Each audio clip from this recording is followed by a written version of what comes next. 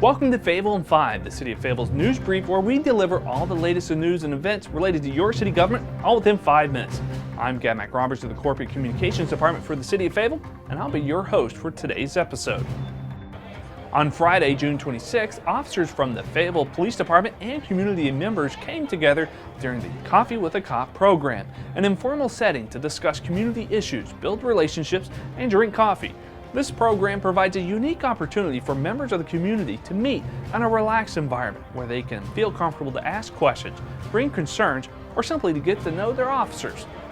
Similar events are being held across the country and is a national initiative supported by the Office of Community-Oriented Policing Services with the United States Department of Justice. The program aims to improve relationships between police officers and community members one cup of coffee at a time. Typically, the public only talks with police officers during emergencies or emotional situations, which can create barriers to communication. Coffee with a Cop breaks down those barriers and allows for a relaxed, one-on-one interaction.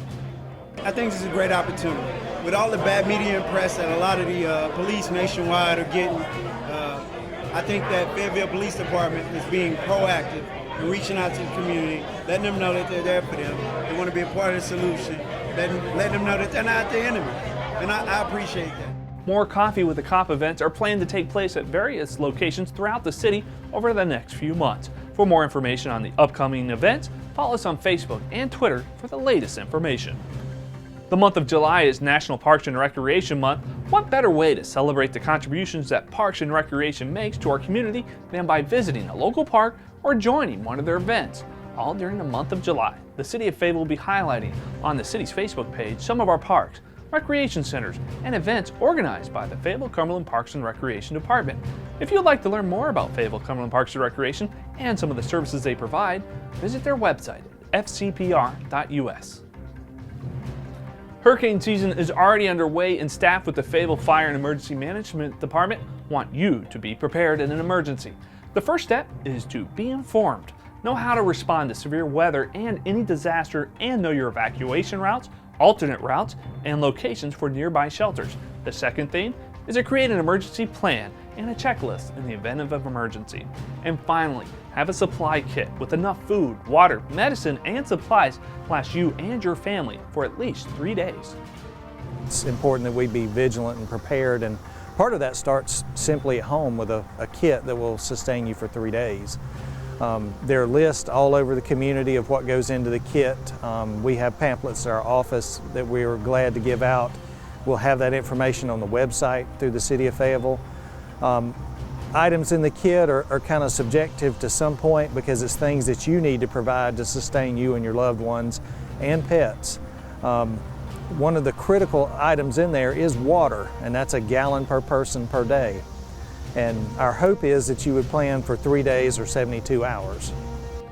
Remember, being prepared now can mean all the difference in an emergency when time is of the essence. Visit FEMA's website at ready.gov to learn more about being prepared in an emergency. The City of Fayetteville is teaming up with the American Heart Association to help encourage heart-healthy habits for city staff. That photo of everybody out there in the heart shape went viral, and so I think that's a real enthusiastic memory for us, and now we want to see what else we can do. A walking group program has been introduced that encourages staff to get out and move both before and after work and during breaks. I am inspired, and I am so inspired I'm going to continue 3 days a week in my walking group. Groups have also been organized to team up and motivate each other to meet their fitness goals.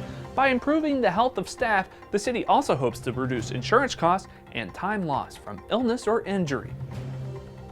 You're cordially invited to join us on Saturday, July 11th at 11 a.m. for a ribbon cutting ceremony for the Pedestrian Bridge that connects both halves of Linear Park.